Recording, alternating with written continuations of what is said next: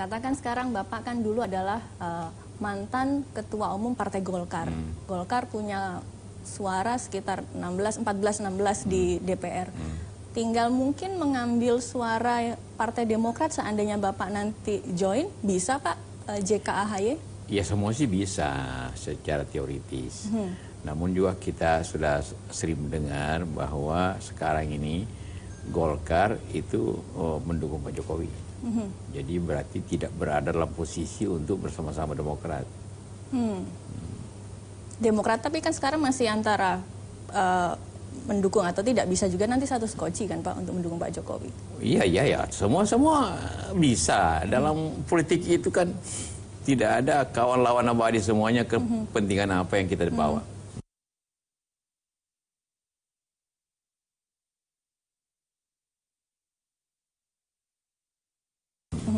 Artinya Bapak tidak menutup kemungkinan, namun juga hitung-hitungan kalkulasi untuk maju di 2019.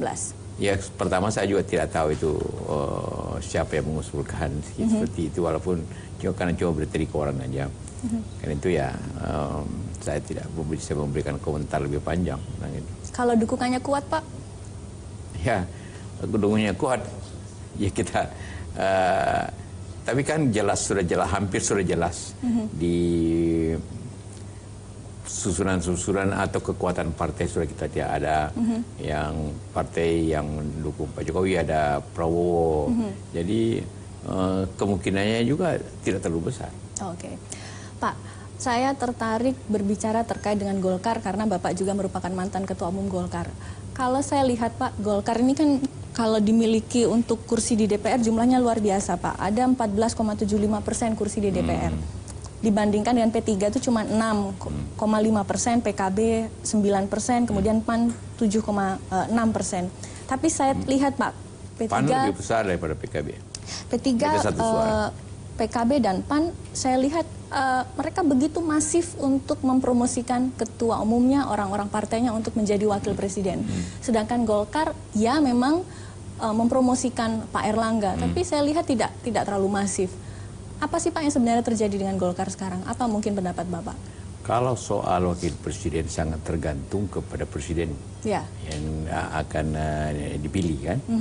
Jadi masif atau tidak sebenarnya tergantung kepada presiden, ya, tergantung pendekatan. Jadi tidak terlalu mempengaruhi juga masif berkampanye tanpa adanya pembicaraan atau persetujuan dengan presiden yang akan dipilih kan. Tapi kan begini Pak, semakin dia masif kampanye, dia akan menabung popularitas Pak. Dan akhirnya seperti dulu Muhaimin, orang tidak terlalu banyak mendukung dia siapa atau menjadi wakil presiden. Tapi ketika kemudian iklannya banyak, Rohmah Murmuzi juga seperti itu, orang tiba-tiba ada di kepalanya, oh wakil presidennya itu kemungkinan. Tapi saya lihat Golkar adem ayem saja. Ya tentu masing-masing partai punya strategis ya. Karena seperti saya katakan tadi, untuk menjadi wakil presiden dia pertama Anda harus berbicara dengan betul, ialah calon wakil presiden. Kalau bukan berkampanye sendirian kan. Itu sebenarnya lebih banyak untuk mengkampanyekan partainya, supaya partainya tetap diingat orang, bukan orangnya. Anda melihat sebenarnya mereka hanya berkampanye untuk partai, tidak ke orangnya. Ya, artinya manfaatnya. Manfaatnya. Itu manfaat kampanye itu supaya orang mengingat tentang partainya. Oke. Kenapa Pak Erlangga tidak melakukan masif seperti itu? Saya tidak tahu. Itu urusan Golkar sendiri. Saya lagi bukan pengurus Golkar. Oke. Anda melihat Golkar sekarang seperti apa Pak? Sebagai partai yang sangat bagus strukturnya, keanggotanya baik, dan itu selama reformasi ini selalu berada di nomor 1 atau nomor 2. Tapi apakah Golkar cukup pandai untuk memanfaatkan posisinya? Oh tentu, Golkar itu penuh dengan politisi yang berpengalaman untuk itu. Pak JK, kalau kemarin saya mengikuti berita Bapak, saya ucapkan selamat mendapatkan gelar honoris causa ya Pak ya, dari Universitas Muslim Indonesia di Makassar. Saya mendengarkan orasi ilmiah Bapak, salah satunya mengangkat terkait dengan jangan mempertentangkan antara keislaman dengan kebangsaan. Apa itu Pak? Iya. Apakah itu menjadi kekhawatiran Bapak sekarang? Iya, karena banyak orang berpikir keislaman itu ialah contohnya ada yang mengatakan bahwa keislaman itu berarti kekhalifahan yang seperti HTI. Ada juga yang mengatakan bahwa kalau kebangsaan itu jangan dicampur adukan dengan agama. Ya, dua-duanya keliru. Harus bahwa keislaman atau religius itu atau keagamaan yang bukan saja Islam, yang lain juga itu juga sangat bekerja sama dengan sangat sesuai dengan kebangsaan. Kemudian kalau sekarang di luar sana ada banyak paham yang seperti itu, apa yang terjadi, Pak? Apa yang kemudian muncul sebuah pemikiran yang dulu tampaknya mungkin masih sangat jarang, tiba-tiba masyarakat kemudian dihadapkan dengan pandangan-pandangan seperti itu? Ya, ideologi di mana-mana mempengaruhi politik. Jadi sering ada juga masalah-masalah politik bercampur baur dengan paham kebangsaan, dan kemudian radikalisme berpikir juga di mana-mana terjadi. Bukan hanya di kalangan kelompok Islam, di kelompok agama lain juga ada radikalisme juga. Ada yang mengatakan bahwa itu bisa jadi karena ulama-ulama yang mungkin yang biasanya dekat dengan masyarakat sekarang kurang pintar untuk menempatkan dirinya ke masyarakat. Masyarakat mendapatkan siraman keagamaan dari situs-situs media sosial yang kita tidak pernah tahu isinya seperti apa. Kalau kita lihat apa pengalaman yang ada, yang berpikir radikal itu umumnya datangnya dari luar. Kalau ada dua peristiwa yang penting sekali atau kelompok berpikir seperti Al-Qaeda ya contohnya, yang kemudian menimbulkan jaringan-jaringan yang luas sampai terjadi juga radikalisme, terorisme macam-macam, itu berasal daripada efek yang terjadi di Afghanistan. Kemudian sekarang yang terjadi itu akibat efek daripada ISIS contohnya, cara berpikirnya, dan menimbulkan suatu radikalisme seperti itu.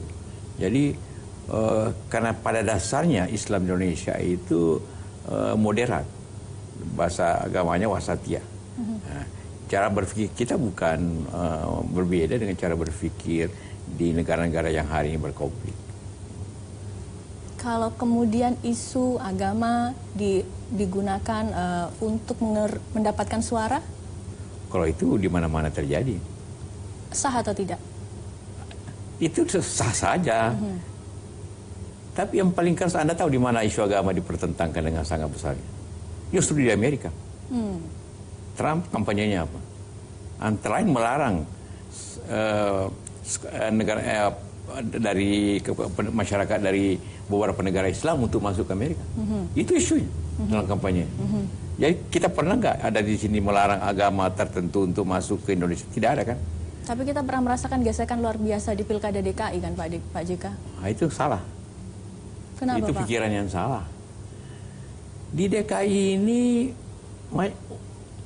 non-Islam berapa? 21%. Berapa yang pilih Ahok? 43%. Jadi lebih banyak orang Islam pilih Ahok daripada non-Islam. Tidak benar terjadi gesekan agama sehingga terjadi pemilu itu. Oke.